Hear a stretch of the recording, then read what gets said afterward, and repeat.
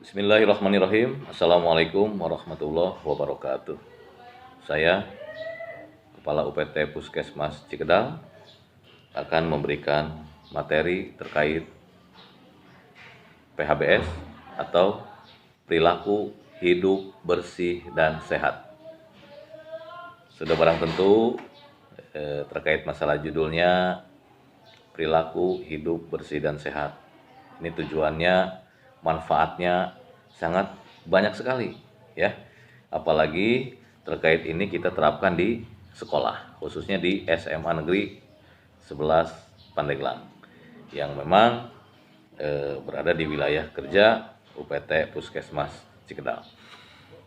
Sebelum menginjak lebih jauh apa saja yang harus kita laksanakan di sekolah khususnya terkait perilaku hidup bersih dan sehat ya, saya akan memberikan pengertian terkait masalah perilaku hidup bersih dan sehat di sekolah. Kita ketahui di sekolah ada siswa, ada guru, ada masyarakat lingkungan sekolah atau tetangga sekolah ya. Terus itulah kita berdayakan siswa-siswi, bapak ibu guru, bapak-bapak ibu-ibu di lingkungan sekolah, khususnya di lingkungan SMA Negeri 11 ya. Jadi bersatu, kompak, bahu membahu ya, agar tahu, mampu dan mau mempraktekkan terkait masalah perilaku hidup bersih dan sehat, dan berperan aktif dalam mewujudkan sekolah sehat. Ya, ini pengertian dan ujungnya nanti akan terciptanya sekolah sehat.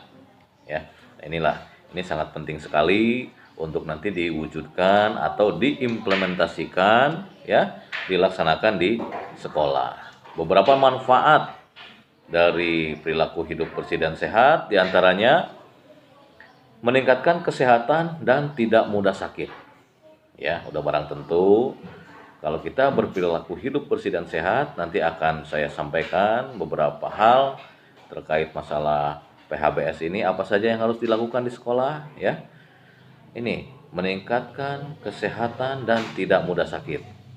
Selanjutnya meningkatkan semangat belajar.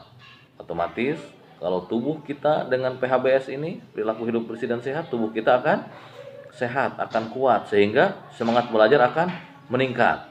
Beda kalau orang sakit, semangat belajar aja sudah malas-malesan karena sakit, jadi tidak semangat. Oleh karenanya kita terapkan nanti beberapa hal terkait masalah PHBS ini.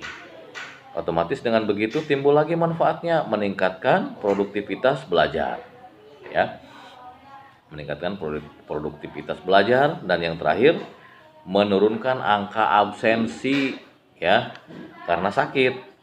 Ya, otomatis dengan tubuh kita sehat, tubuh kita kuat ya, kita tidak mungkin untuk tidak hadir ya, untuk absen ya, pasti kita akan hadir terus. Nah, itulah ya. Jadi itulah manfaat-manfaat dari penerapan perilaku hidup bersih dan sehat di sekolah ya. Apa manfaat untuk warga sekolah ya? Manfaat bagi warga sekolah, meningkatnya semangat belajar yang berdampak positif terhadap pencapaian target dan tujuan ya. Otomatis dengan meningkatnya semangat belajar, hasil akhirnya nilainya akan baik ya. Jadi pencapaian target dan tujuan akan tercapai ya. Menurunnya biaya kesehatan yang harus dikeluarkan oleh orang tua. Nah, kalau kita sehat atau tidak sakit, pasti kita tidak akan berobat, sehingga biaya kesehatan akan menurun ya. Udah barang tentu seperti itu. Yang terakhir, meningkatnya citra sekolah yang positif ya. Udah barang tentu ini juga sama, meningkatnya citra sekolah yang positif ya. Kalau di SMA Negeri 11 ini siswanya jarang sakit, hadir terus, jarang absen, otomatis citranya akan bagus, tingkat kehadirannya akan tinggi, sehingga apalagi dengan begitu kemampuan siswa prestasinya akan meningkat, sehingga citra sekolahnya akan semakin baik ya. Nah, itu manfaat bagi sekolah nih, tadi bagi warganya ya. Yang pertama tadi bagi siswa, yang kedua bagi warga sekolah secara umum ya. Yang ketiga manfaat bagi sekolah nih, khusus bagi sekolah, manfaat terkait masalah perilaku hidup bersih dan sehat, diantaranya adanya bimbingan teknis pelaksanaan pembinaan PHBS di sekolah ya. Silakan nanti kolaborasi dengan puskesmas untuk memberikan pembinaan ya. Apalagi di SMA 11 sudah ada UKS ya, tinggal nanti diberdayakan ya. Terus adanya dukungan buku pedoman dan media promosi PHBS di sekolah ya. Ini nanti di SMA 11 ya digiatkan lagi terkait UKS-nya, nanti terkait buku pedoman atau media promosi perilaku hidup bersih dan sehat bisa nanti di Pampang ya, bisa diadakan di sekolah ya. Nah, beberapa hal nih saya akan menerangkan beberapa hal apa saja yang harus dilakukan untuk mencapai perilaku hidup bersih dan sehat ya. Untuk supaya manfaat tercapai, tujuannya tercapai, apa saja yang harus dilakukan ya terkait perilaku hidup bersih dan sehat. Yang pertama, memelihara rambut agar bersih dan rapi.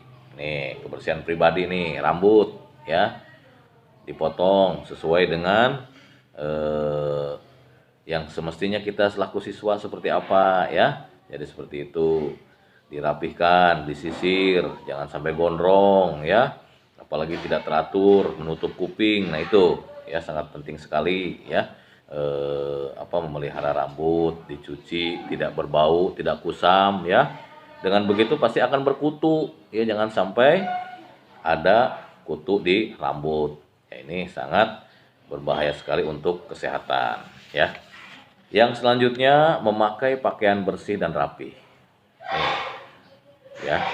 Pakaian bersih dan rapi, tidak perlu pakaian itu mahal, tidak perlu mewah, jadi cukup bersih dan rapi. Otomatis dengan bersih, tidak ada kuman, rapi disetrika, sehingga khawatir kuman yang menempel disetrika dengan suhu yang panas, kuman-kuman akan mati, sehingga tidak menyebabkan penyakit ke badan kita ya. Selanjutnya, memelihara kuku agar selalu pendek dan bersih. Dicek ya di rumah sebelum berangkat ke sekolah ya. Khawatir di sekolah kena tegur karena kukunya panjang, apalagi ada kotoran dalam kuku, ada telur-telur cacing, pegang makanan, kemakan masuk badan ya. Akhirnya timbul penyakit cacing di badan, sehingga sari-sari makanan di tubuh dimakan oleh cacing ya. Akhirnya apa? Gizi kita kurang baik ya. Jadi seperti itu.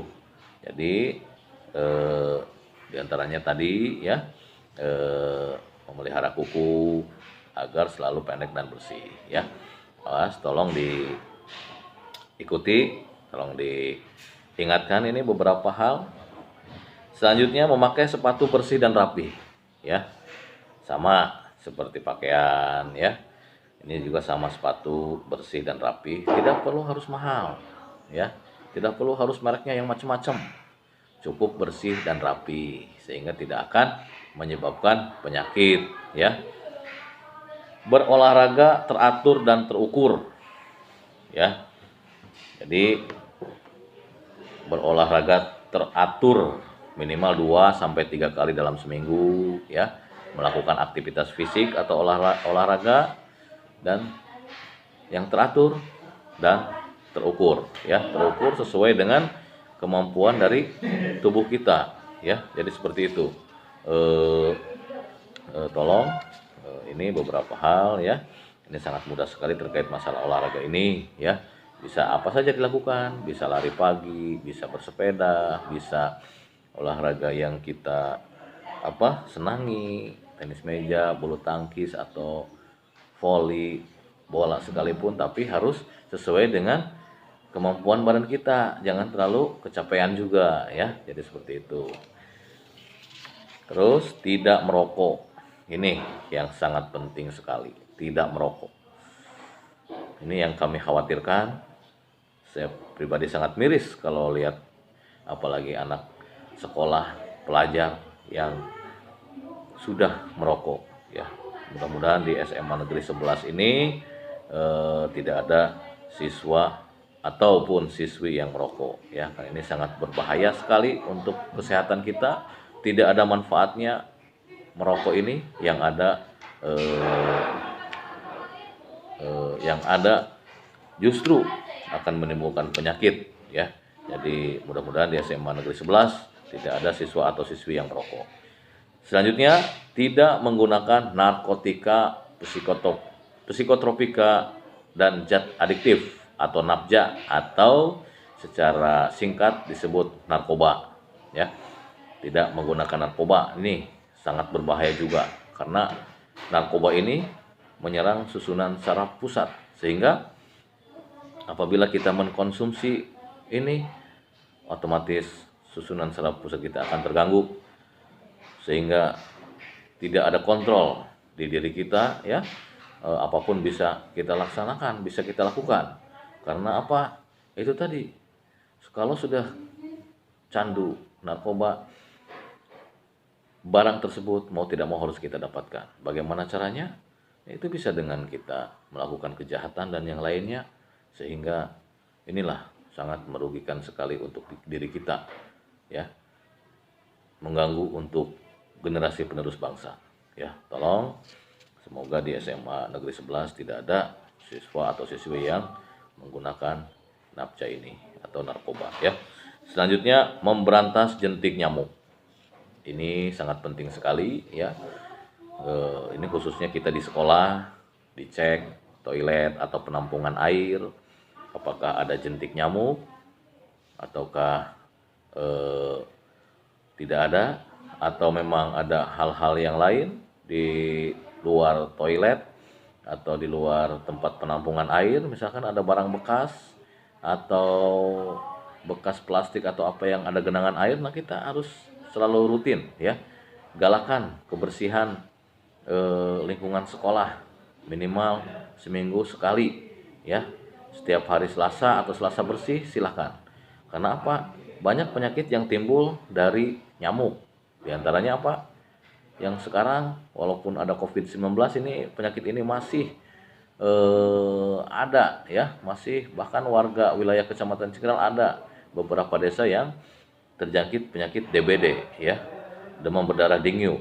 Jadi inilah yang sangat berbahaya sekali.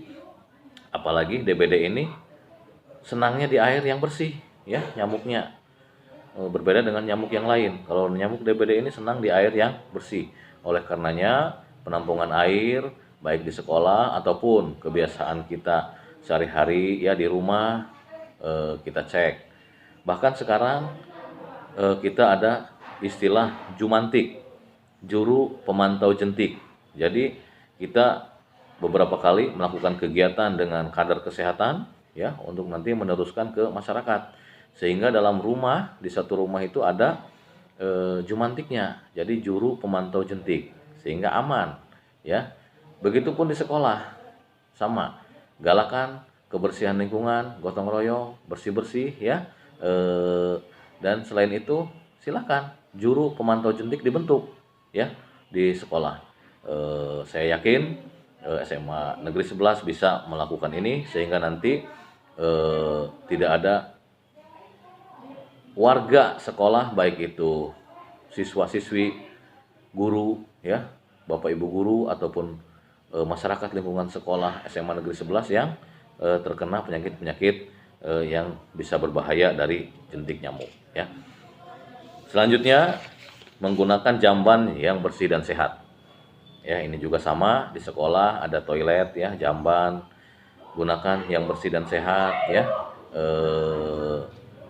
Lakukan kebersihan rutin ya jamban tersebut, jangan sampai kotor, kusam, banyak kotorannya dan lain sebagainya ya. Semoga ini eh, dalam materi ini memberikan pelajaran bagi kita untuk selalu berpegang teguh menggalakkan perilaku hidup bersih dan sehat ya. Terus menggunakan air bersih. Nah, ini sama ya kaitannya dengan jamban, dan ini air bersih. Tolong selalu digunakan ya. Dicek dulu pH-nya berapa. Silakan konsultasi komunikasi dengan petugas kami, khususnya petugas Kesling Kesehatan Lingkungan ya. pH atau kadar asam air tersebut berapa, nanti ada normalnya berapa, silakan untuk dicek dengan petugas kami. Ada kegiatan yang kami lakukan terkait masalah air bersih itu seperti apa ya. Terus yang selanjutnya mencuci tangan dengan air mengalir dan memakai sabun atau cairan pencuci tangan ya. Ini seperti dalam protokol kesehatan COVID-19 pun ya, yang langkah pertama kita mencuci tangan dengan sabun atau cairan pencuci tangan di air yang mengalir ya. Ini sangat penting sekali ya untuk kebersihan kita, apalagi kita akan makan atau memakan makanan, otomatis tangan kita harus bersih ya. Selanjutnya membuang sampah ke tempat sampah yang terpilah ya, maksudnya ada khusus tempat pembuangan sampah ya, di sekolah, di kelas-kelas, di halaman kelas ada khusus, yang secara umumnya juga ada, misalkan pembuangan yang khusus di sekolah, pembuangan sampah tersebut ya, sehingga sampah tersebut tidak menularkan bau, tidak menularkan nyamuk lalat ya, yang akan nanti berbahaya untuk kesehatan ya.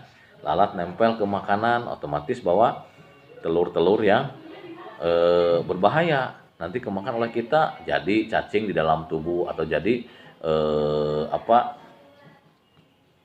binatang-binatang yang berbahaya untuk kesehatan kita ya. Selanjutnya mengkonsumsi jajanan sehat dari kantin sekolah. Nah, ini harus selalu dicek terkait masalah kantin sekolah, jajanannya seperti apa ya, karena ini sangat penting sekali untuk kesehatan kita ya. Terus yang terakhir, menimbang berat badan dan mengukur tinggi badan setiap bulan. Ini rutinitas, dicek tinggi badannya berapa, berat badannya berapa, sehingga harus mendapatkan antara tinggi badan dan berat badan harus ideal ya. Nanti ada tinggi badan kurangi 110 itu berat badan. Jadi kalau tinggi badannya 160 kurang 110 berarti 50. Nah, dia yang 160 tingginya, berat badannya idealnya 50 kg ya. Jadi seperti itu ya. Rutinitas dicek, khawatir ada siswa atau siswi yang antara berat badan dengan tinggi badan tidak ideal, sehingga harus diintervensi atau diberikan gizi yang baik atau gizi seimbang ya. Mungkin itu beberapa hal terkait masalah perilaku hidup bersih dan sehat yang harus kita lakukan, khususnya di tataran sekolah ya, SMA Negeri 11 Pandeglang ya. Itu materi terkait PHBS ya. Apabila ada yang ditanyakan atau ada yang masih belum paham atau ingin lebih jelas lagi, silakan berkomunikasi dengan UPT Puskesmas Cikedal. Terima kasih. Mohon maaf. Wallahul muwaffiq ila aqwamit thoriq. Assalamualaikum warahmatullahi wabarakatuh.